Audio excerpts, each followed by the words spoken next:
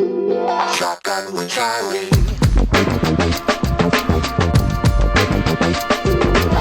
Riding shotgun refers to the practice of sitting next to the driver in a moving vehicle.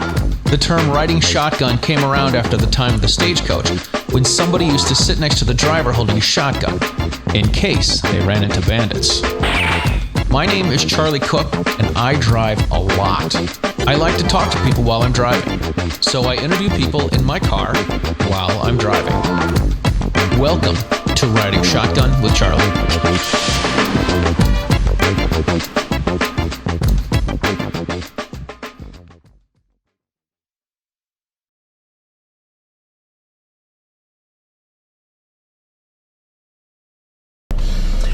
All right, before we start this episode of Riding Shotgun with Charlie, I want to tell you that you can purchase some Riding Shotgun and Gungram stickers and some Riding Shotgun with Charlie patches at ridingshotgunwithcharlie.com at the swag and merch page.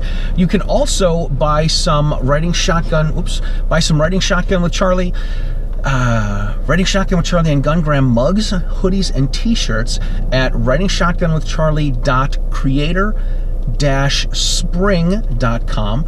I've got a Teespring store. The Teespring changed it, and that's what the new link is. So you can find descriptions for that. If you want to help get the Stagecoach across America, that's what the sale of all that stuff goes to. So we appreciate your support. If you like the show, please make sure you subscribe to the YouTube channel and make sure that you share all this show with your friends, because this is how we get the Stagecoach across America. So that is the scoop of that.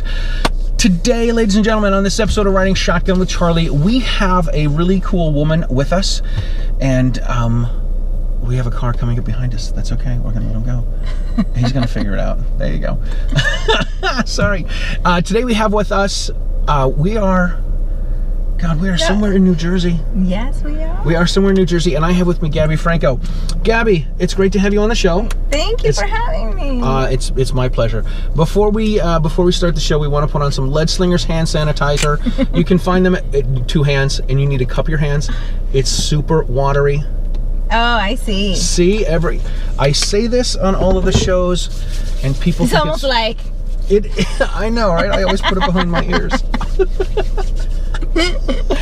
Oh my goodness! You can almost just right, yeah, right, like it's a Catholic church. I bless you. I bless you, hand sanitized. Oh my goodness! All right, so Gabby, welcome to the. Thanks for coming on the Stagecoach. Let's go for a drive. Let's talk about you. Yes. Let's talk about how you get into gun stuff, how you escaped communism, how communism or socialism is chasing you down. This is crazy stuff. It is. It is. So tell us about yourself. You are obviously not, I'm not going to say you're not an American citizen, because you are an American citizen, but you're not from the United States. No, I was born in Venezuela.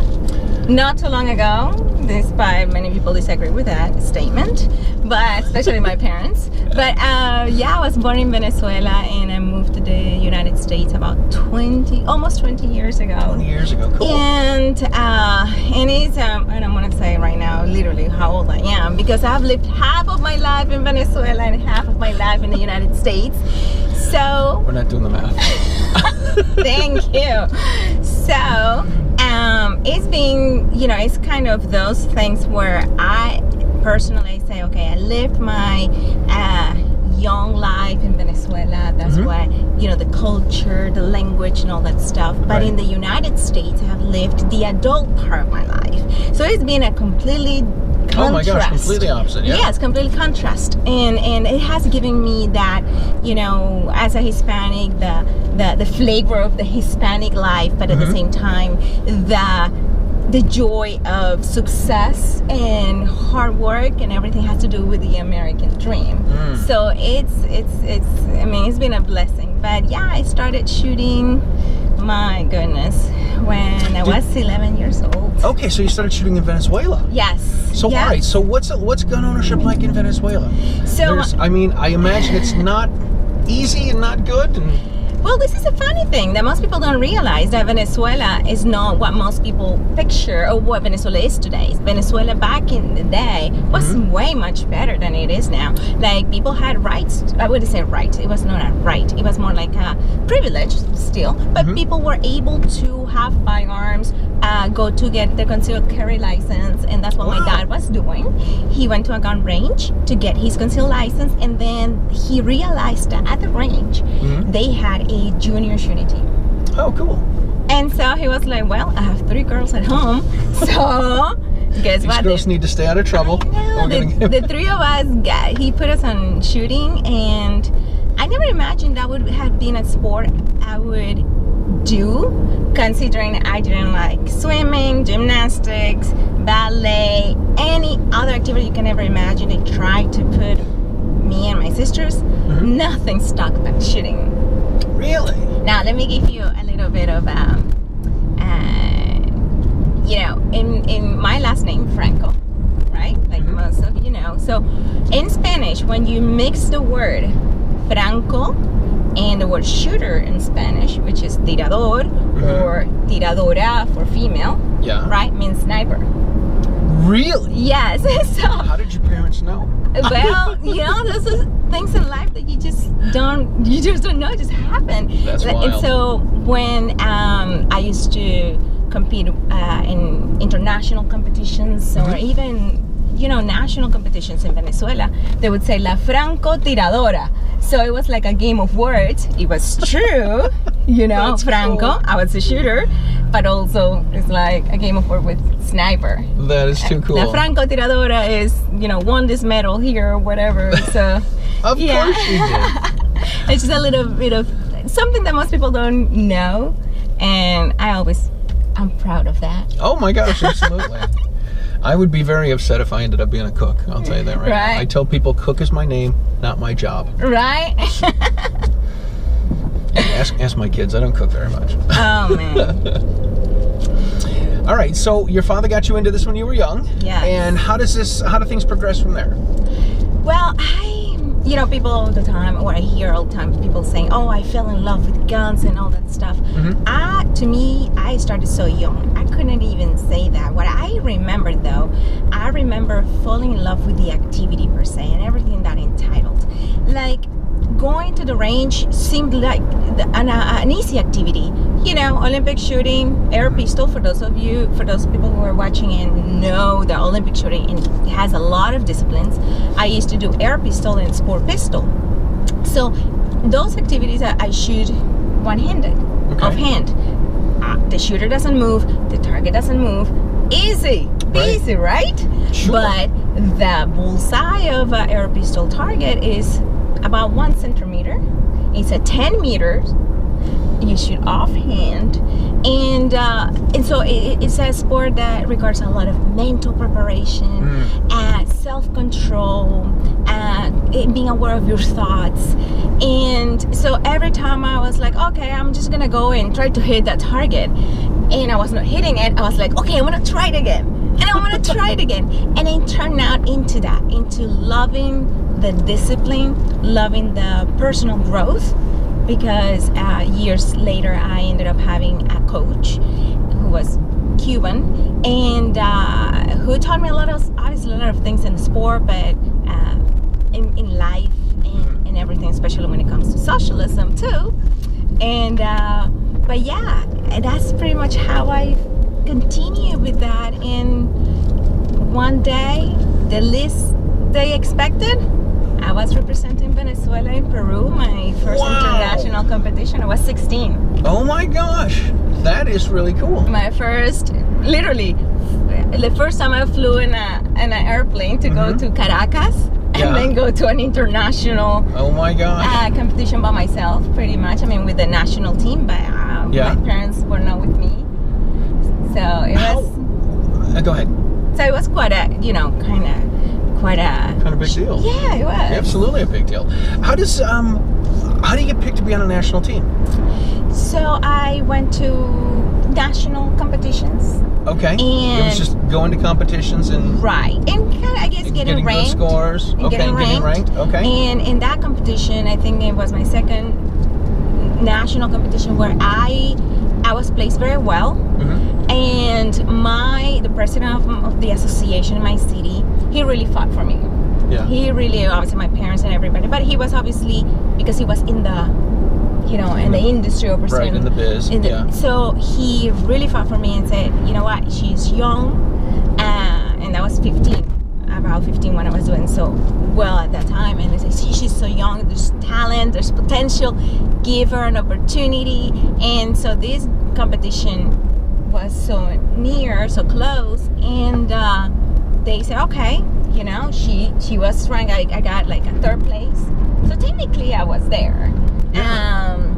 And at national level, so in the teams for internationally and everything is three shooters generally.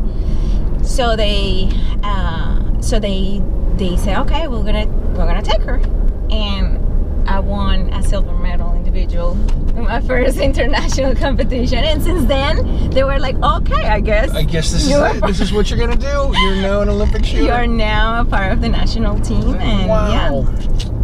So that was quite an experience. How long were you with the national team in Venezuela? Well, until I literally said... Until you left? Until I left. Yeah, nobody knew when I left, pretty much. Wait, nobody knew? Nah, it was kind of shocking. You snuck out of the country, or you got kicked out? Kind of. No, so I started in 1996, I think, until 2002. When I moved to the United States. And when I say nobody knew, is that I literally said after Hugo Chavez took power and everything, and the sport was not even difficult for me as an air pistol shooter or a sport pistol we shoot with a 22. It was hard for us to find pellets. So my coach, before, we always have ammo pellets that would train, no big deal. Now, and I have to say that it was not a lot either. Okay, it was, we had our limitations, right? But it was okay. Then it turned out into, okay, here are 10 pellets. Here's 10 bullets. I mean, you're training, you're going to international competition, you need a little bit more than that. Yeah, 10 bullets isn't going to cut it. And it had very measured and all those struggles. And that opened up my eyes, and I said, you know what? I'm going to try other things. And back then, who was my boyfriend back then, he was here in the United States, and he kept telling me to come to the US. But I was like, what am I going to go and do there?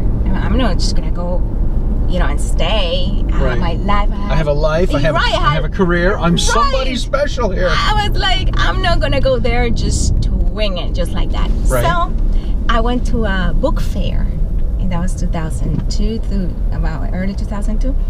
And I was watching this. I love percussion. So I was watching this Korean percussion, kudo, I think it's called. And it goes like dum dum dum. It's amazing, right? And I'm just like that. And last thing I know, when everything finished, I turned to the right, and the girl who was next to me, this is 2002, right? She went with me to the Olympic Games in Sydney, Australia, year 2000. Wow. So, I mean, think about it. It's a Miami book fair. Millions of people go there. What are the odds?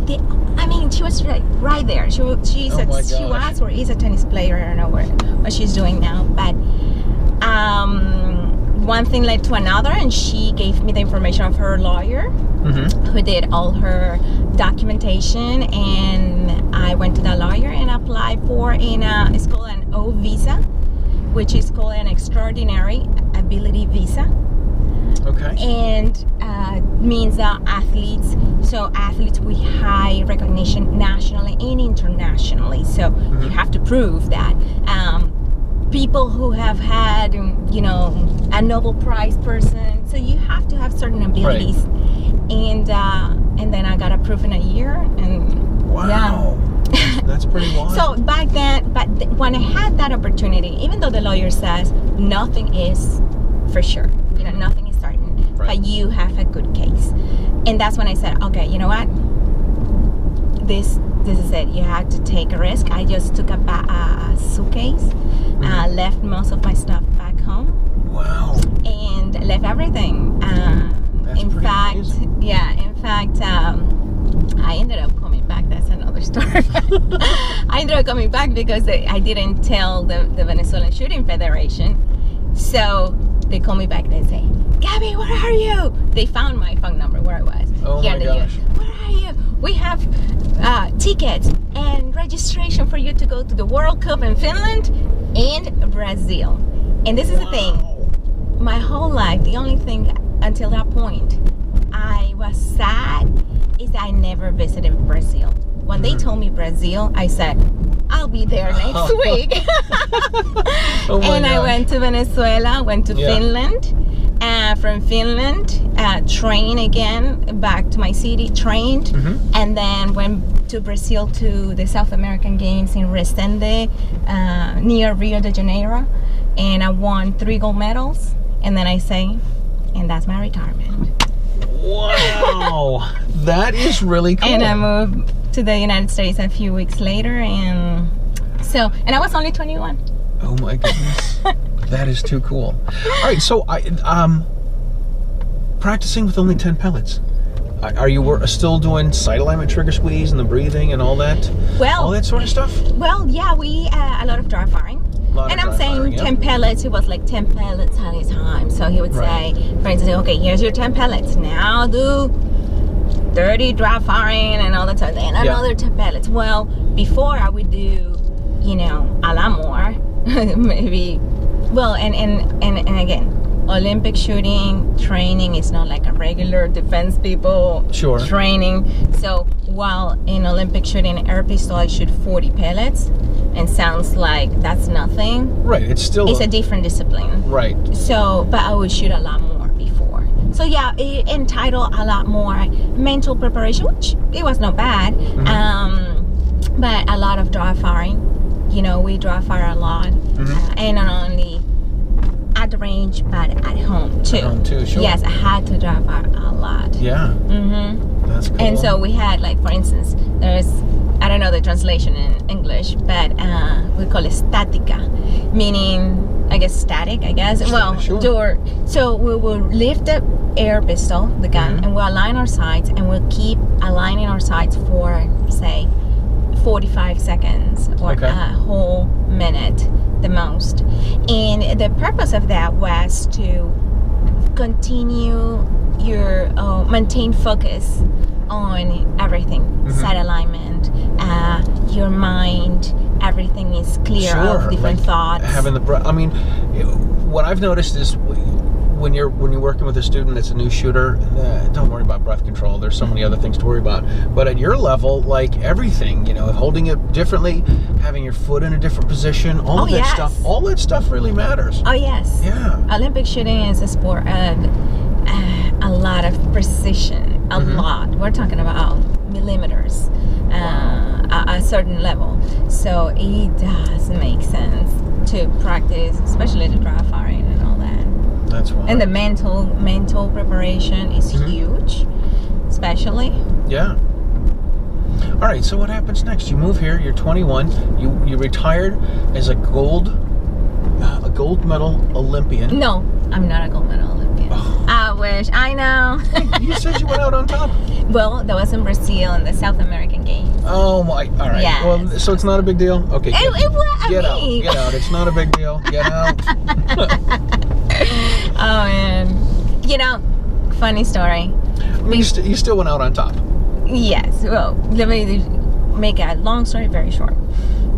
Before I went to the Olympic Games, I had to, like any other sport, you have to qualify, right? You have to earn points or whatever. Sure. So I went to what we call the Olympic cycle.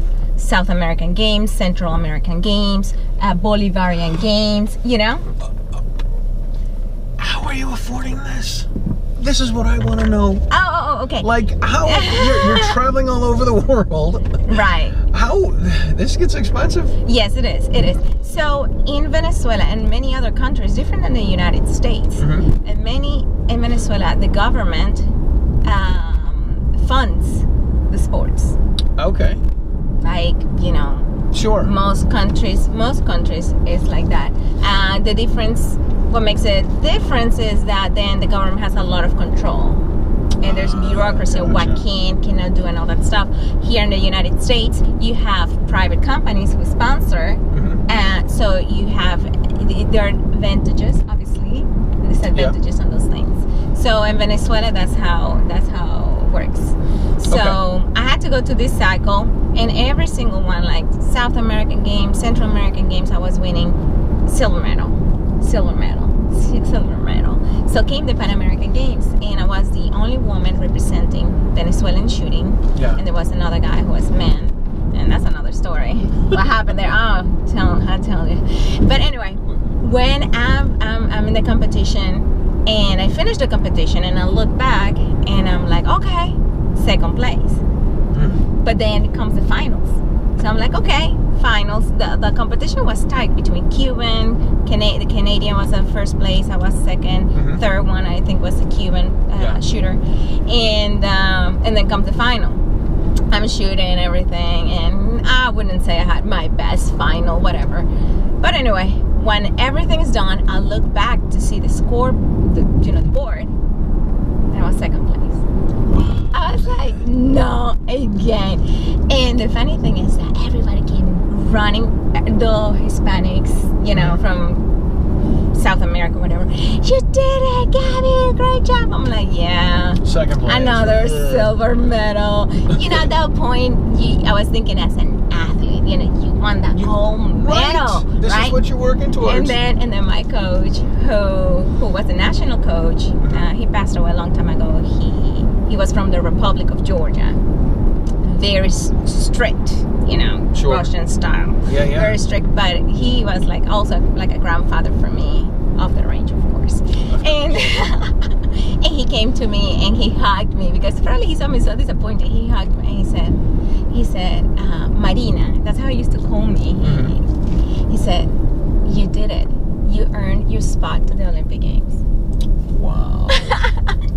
So cool. Gold and silver medal were Olympic Plaza. That's awesome. Direct Olympic Plaza to the Olympic Games, which I didn't know. I would probably freak out if I would have known before the finals.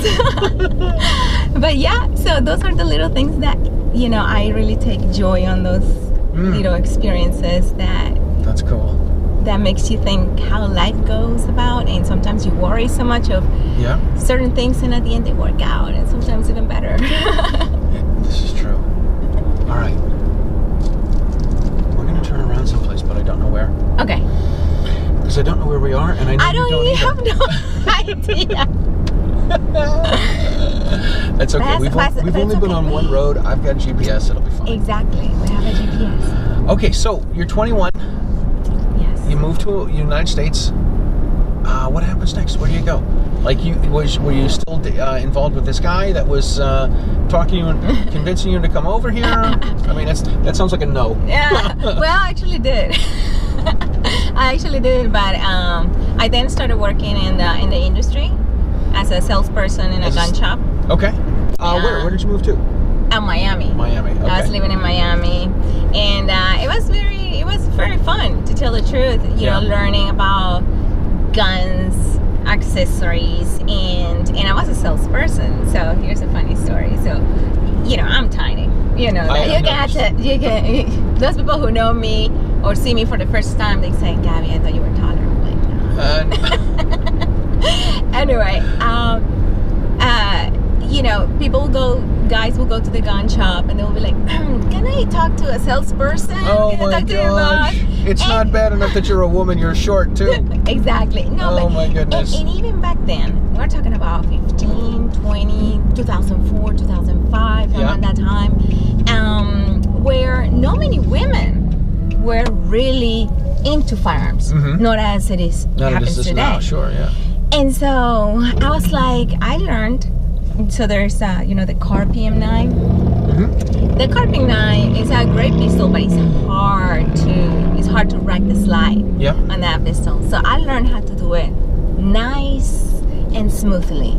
So I would say, oh, sir, I can help you. What do you need? And most likely they wanted a concealed carry gun. I was like, okay, here's this pistol. So I will rack the slide like softly. And here is the gun, and they'll go like, huh. Okay, so any other gun that you want to show me? So You have something that's a little easier to rack? yes. Oh my so gosh. it was funny. I had a great time, and then the years passed, and I moved from that, and I applied to Top Shot. Okay, so were you still shooting? Yes. Shooting competitively, for fun, more for recreationally? fun. Okay. I was shooting more for fun. It was just like, you know, one of those things. I'll go to competitions, but nothing formal. Yep. And then my brother from Venezuela, he would say, Gabby, you should apply for Top Shot. And I was a fan of Top Shot. I watched at that point season 1, season 2. And I was like, no. I mean, I'm me. I'm like normal me. I'm not TV person, that kind of deal. And he's like, no, you should apply, whatever. Things like, again, how life happens. One day, I received this, I guess, ad or notification on Facebook. Last week to apply for Top Shot, whatever. Click here and send your application. I was like, whatever. What do I have to lose, right? And I went in. I saw I went to the link. It says, send an email with your name, your picture, and why you want to be on Top Shot. And I just read that. I was like, oh, that's easy. So I sent an email, my name, whatever, send the email. And then I continued reading the application. Along with that email attached, I had to attach a video, which was the, how do you call that? The video audition? Yeah, like the audition. I had to other stuff, and I'm like, oh my God, I didn't send that. They're going to disregard my email. Right, they're not going to accept me. Right. I mean, they're probably not even going to look at it because I didn't complete it. Then didn't send you didn't everything. Finish the application, yeah. And I was kind of doing my video thinking, oh, I bet when I'm done, I'm going to send the email. Well, they called me because I had to put all my information. They called me like the same week, like on a Wednesday. Yeah. And back then I was working in Office Depot. And I threw everything to my manager. The guy's like, what in the world? And I was like, okay, they said you have to send your audition by, I think it was by Monday. Yeah. And anyway, I sent everything, and I asked Office Depot, you know, I have to ask for a leave of absence. And they said no, because it's going to be too long. So they say, if you want to leave, if you have to take that time off, you have to quit. Okay. So I quit. Nice. I love it. You know, I learned that in life you have to take some chances. You have to make. I'm all about risk, calculated risks. You know, like I know I can take the consequences of it. Right. You know, not just like, oh, I'm just gonna go and see what happens. Not necessarily. You know, I knew that if I was gonna quit, I talked to the manager and say, hey, would you take me back if anything happens? But if that happens when, you know, he said, Gabby, you do such a great work. Do what you need to do. Sure, you've got a good reputation for working with them. And again, there's no guarantees. There was no guarantees. Right. But at the same time, I knew if it wasn't for that company, I knew that I was gonna get ahead no matter what. And Top Shot happens, and oh my goodness. Where was the season filmed? What season was it? Where was it filmed? Okay, so I filmed on season 4. That was a long time ago, almost 10 years ago.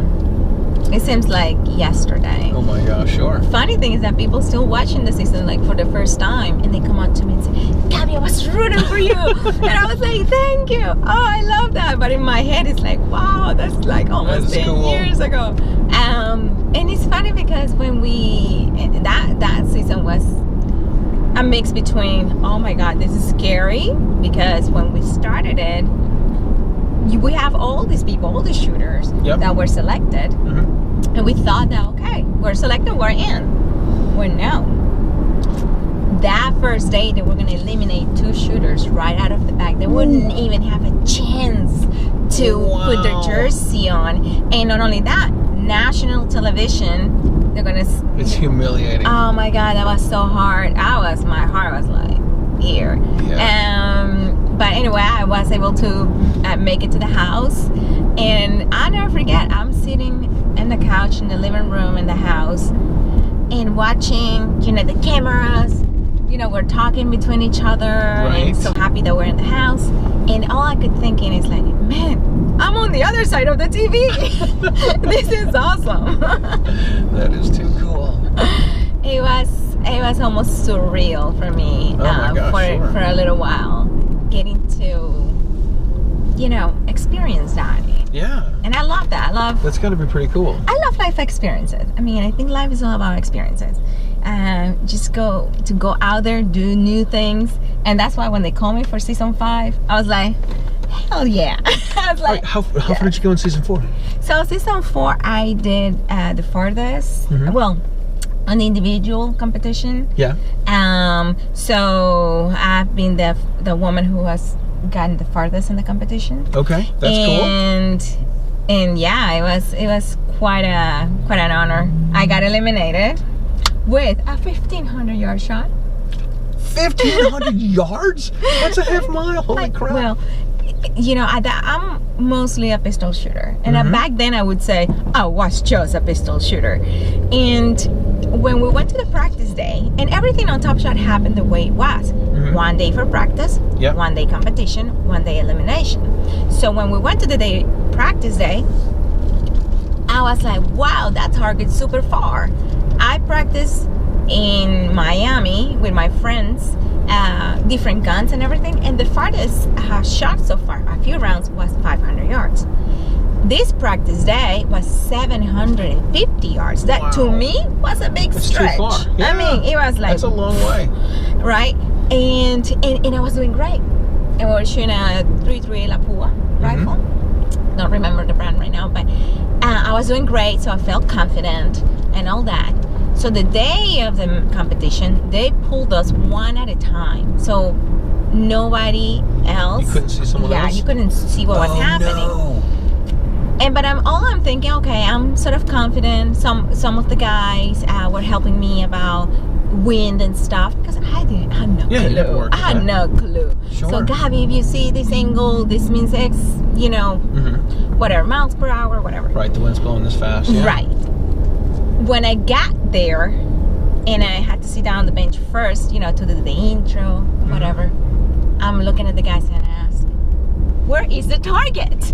Like, where is the target? And they're like, Gabby, you see that dot over there? Yeah. And the mountain? I'm like, you got to be kidding me.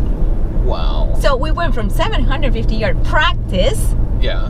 to 1,500 yards. Amazing. I was like, oh well, you know, pray and, and see what's gonna happen here. And Oh my gosh.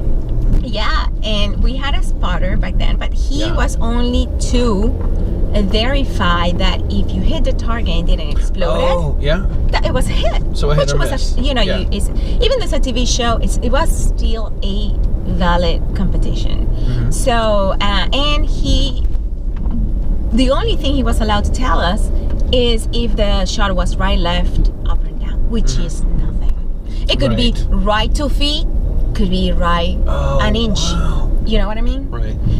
And oh my God, I felt it took me an eternity to hit that target. Now, what I didn't know, and that's what I tell people, what you don't know, you simply don't know. Knowledge doesn't come out of the, you know, divine energy and out of the sun and you become knowledgeable. So one little detail that could have helped me, I had no clue that was even possible, was that after each shot, because it was so far, I could have get back to my rifle and see the impact. And you can look down the scope. Yes. Oh my God, I didn't even think of that.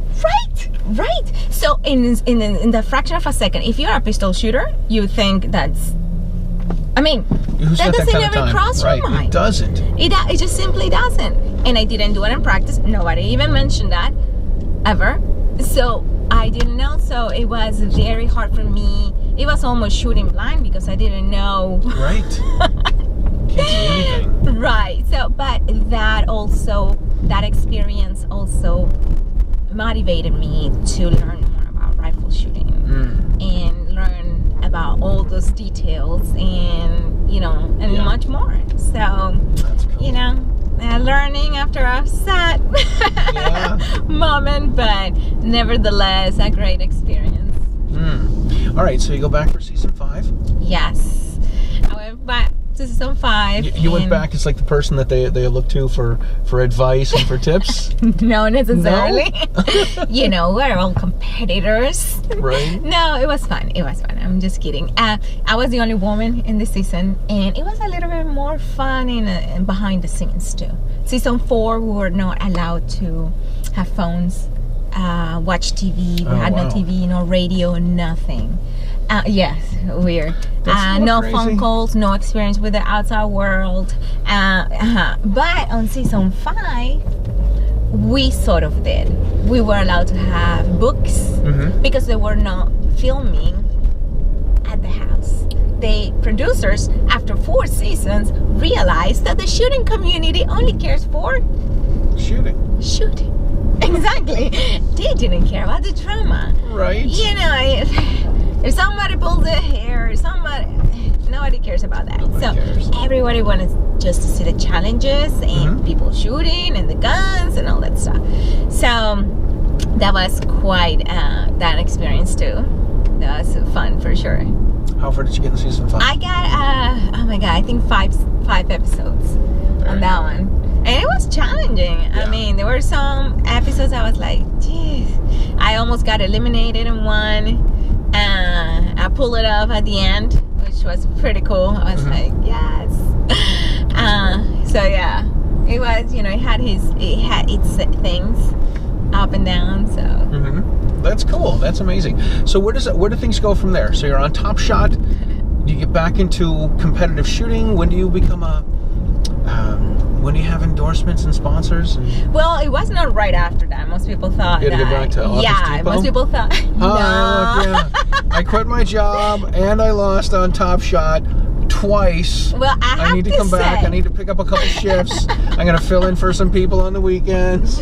I have to say that I still am very good friends with many people I worked at Office Depot. Yes, because they lived that with me. They knew my struggles. I was, if something that people don't know, before I applied for Top Shot, I was in a very, very rough life situation. I was rock bottom. What's just kicking your butt? Man, life, get ya.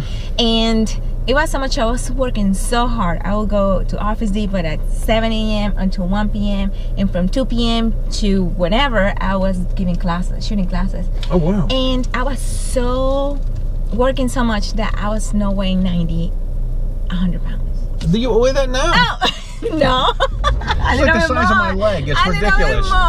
But I was working so hard. So, when everybody in Office Depot, they were so supportive. They were like, "Oh my God!" There was a very good friend who was like, "I'm gonna take a picture with you before you become famous." And it's funny because I didn't know how that was gonna turn out. At that point, most women were eliminated at the beginning.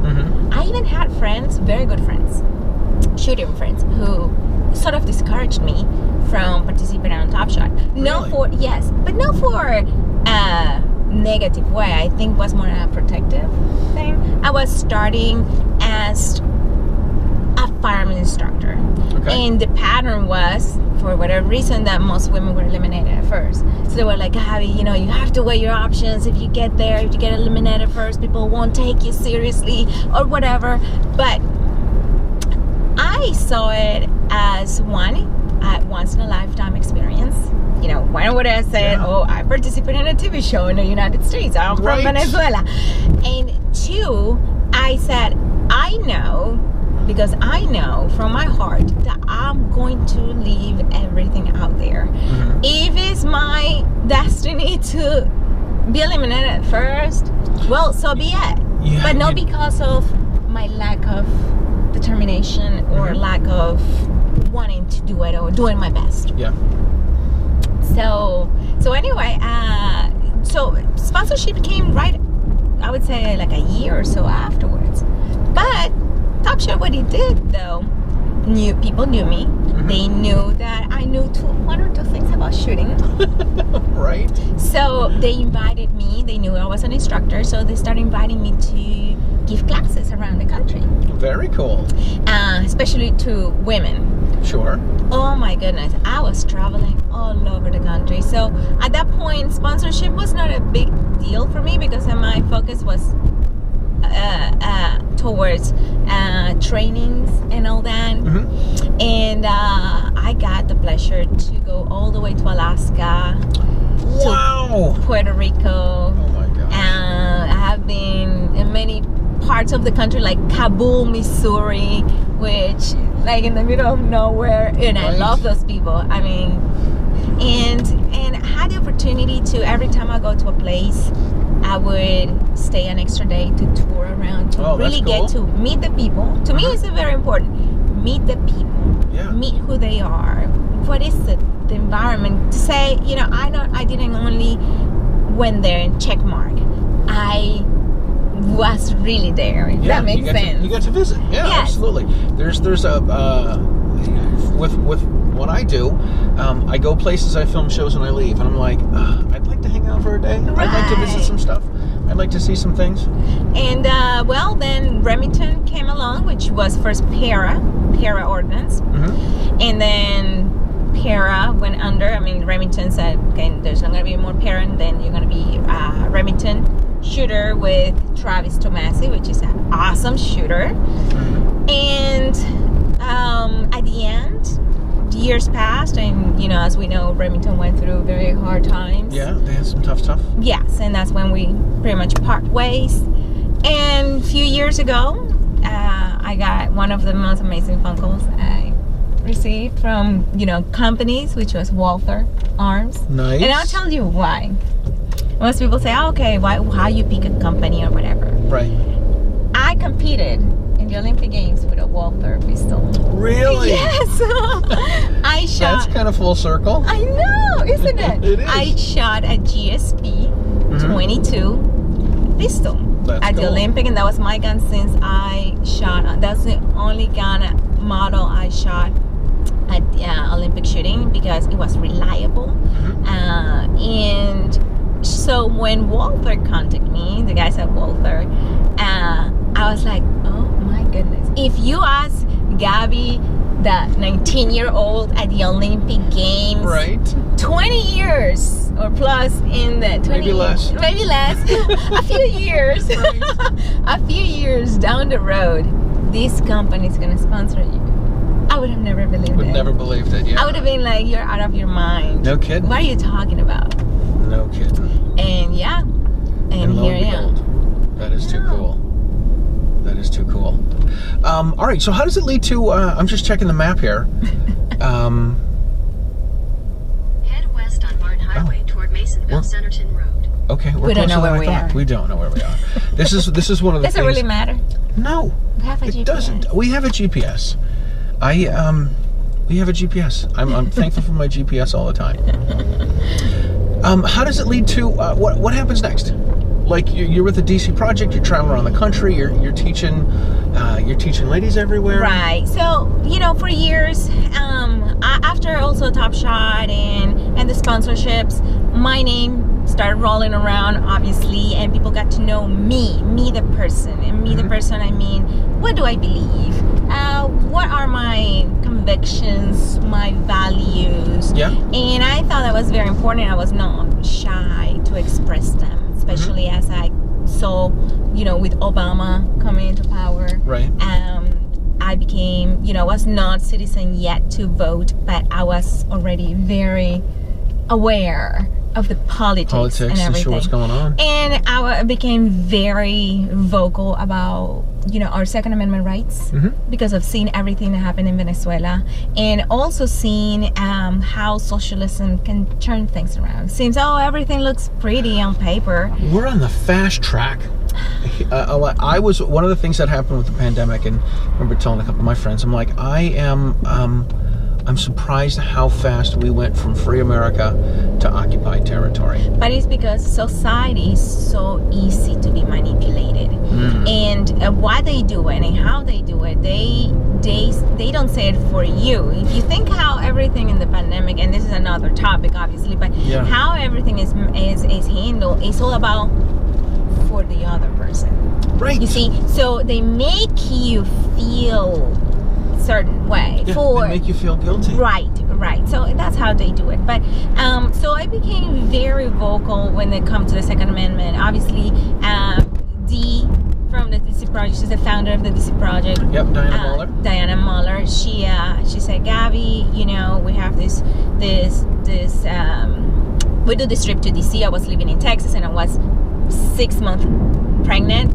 And I'm not exaggerating when I do this. No, there's no way. I'll show you pictures. You put your arms all the way out. I'll show you pictures. I'll show you pictures. You were wider than you are tall. I'm telling you. I kid you not. I don't believe it. You'll see pictures. So she's like, Gabby, can you come? I said, yes. Well, I was like 7 months pregnant, and I had that was my commitment, and it is my commitment to this fight. And I was like, yeah, I'm gonna go there, and we walk and talk to legislators, and then I truly believe in the importance of it. And I'm so proud to be part of the DC Project in any capacity I can, you know. And I don't care if I am backseat. That's the thing, that sometimes we as humans, we want the spotlight. I don't care if I'm in the back scenes. I don't care if it is whatever. And that's something I think all of us and citizens in general need to keep that in their minds. That sometimes they think that because they're not in the spotlight, their voice does not count. But it does count. And I have people constantly telling me, Gabby, thank you for all you do. And I'm like, you know, I appreciate that. But at the same time, I say, I need you too. You know, I need you to step up too and call your legislators. People really do have to get involved. It's contrary to what our president said, the people are we. The people are not the government. Yes, we're the ones that need to get involved and call people and get involved in state groups and email our politicians and say, hey, listen, I don't like this, and I don't think you should do this. They're the ones that are supposed to be work for us. And that's supposed to be, and that's a part that, you know, I've never heard of the citizens could actually go and meet their legislators. In Venezuela, that literally doesn't exist. We do have them. We recently, with the DC Project, we went and talked to legislators a few weeks ago, and that was one of my questions. Do you really read the letters? Do you really read the emails and the phone calls? And they say yes. You know, that's cool. Yes, and each office treats them differently. Sure. So everybody has their own process. Some pay more attention to one thing than another, but they said one thing that we always do: answer phone calls. And if you call or you send an email, say, you know, I am against this law because of this. If there's 100 people saying that, they'll pay attention. They will pay attention, but people think it's the opposite. And even if you wear, it's worse if we back down. You know what I mean? Yeah, absolutely. It would be worse because there's so much they can't avoid. I've talked with people. Once a government program gets started, once the government takes control of something, once they take something away from you, it's almost impossible to get back. It is. Almost impossible. It is. And we see the pattern nowadays. The pattern is not necessarily for more freedom. The pattern nowadays is for more restriction. And that's why, you know, we all need to be aware of it. Oh my goodness. Yeah, this looks pretty serious. Yes, it is. Ooh. There's 4 fire trucks we've gone by? 4 or 5. 4 or 5. This is more and more over there. The neighborhood we're going to. Is it you coming across? All right. Thank you. I hope you said thank you. Yeah. It looks pretty serious. That's not where we're going tonight, is it? Wow. Well, I hope everybody's I hope so too. Yeah. I'm at this point, both of my kids have cars and they drive, and they're 18 and 20. They very much have a lot of their own life. And when I became this parent, like, oh my God, there's a car accident. I don't recognize the car. I hope it's not my kid's car. Oh my goodness. Yeah, that's the road we wanted to go down to. That's all right. So DC Project, we're going to an event tonight, and it's going to be old news by the time the show comes out. But the event we're going to tonight is a project with the DC Project, or is a fundraiser for the DC Project and for the CNJFO, the Coalition of New Jersey Firearm Owners. And you are one of the headlining speakers. Yep. Yeah. You know, I'm very proud to be here, and primarily because, you know, we have a lot of other organizations who fight against the Second Amendment per se, because I don't see any other way against our freedoms, and they are funded heavily. You know, it's not a secret as Soros. Why can't we find a rich person that believes in freedom, like a filthy rich person like Soros or like Bloomberg? It's unbelievable. I will say this: I don't play the lottery, but if I did and I won and I became, you know, if I had $600 million, I would give a load of money to a bunch of pro-gun groups. Yeah, I know. I hear ya. But I think money is a huge element, especially for organizations like ours trying to get out there, because, you know, there's travel expenses to get out there. Not everybody can do it, so somebody has to do it. Right. I mean, we get that, right? If you have a job, you've got to take time off of work. You have to fly to DC or drive to DC, which is going to be longer. You need a hotel to stay at. You need money to eat while you're there, and you need money to do things. However, I always tell people, whatever you can contribute, we appreciate it. But what you can do is highly important, like we were discussing earlier, like talking to legislators, sending letters, going to, even if you live nearby, you know, the capital in your state, you know, just go there. And a visit. Just and do it. Have a talk with them. And do it. Absolutely. And do it. I mean, I was nervous at first, and most importantly, I think, is also making sure how you make that communication. You want to open the door. You don't want them to close the door. You want that open conversation. So, you know, there are many resources and places that you can go out, but, you know, we first need to start with responsibility as gun owners, you know, showing that we care about the sport, we care about the rights themselves, so we can talk eloquently and intellectually to these individuals. So, yeah. Very cool. All right, listen, we are almost where we need to be. Okay. How can people find you and all of your social media and everything that you do and everything that you're up to? Well, they can find me at GabbyFranco.com. So it's GabbyFranco.com. Instagram, Twitter is Gabby Franco, TS4, the number 4.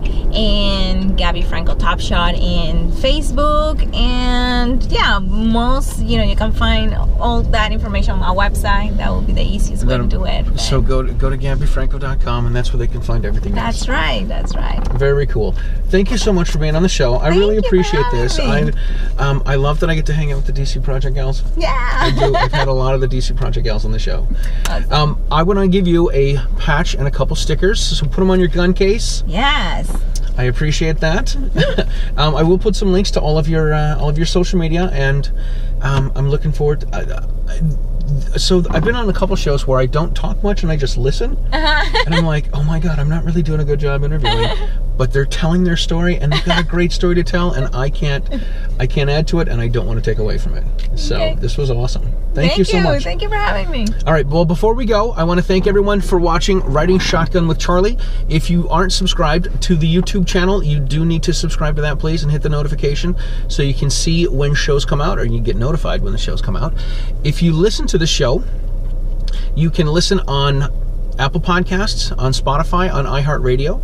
You can watch the show on YouTube. You can watch the show on Gunstreamer. You can watch the show on the OpsLens app as well. If you are not a member of the Second Amendment Foundation, you need to be.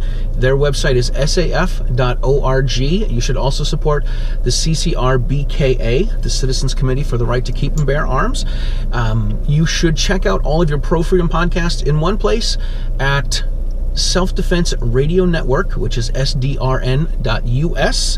and share the show with a friend. This is how we get the Stagecoach across America. I am one of my crazy goals is to do a show in every state. Oh my goodness, that'll be awesome. And I've got 20 states west of the Mississippi, and I've only filmed shows in about 5 states.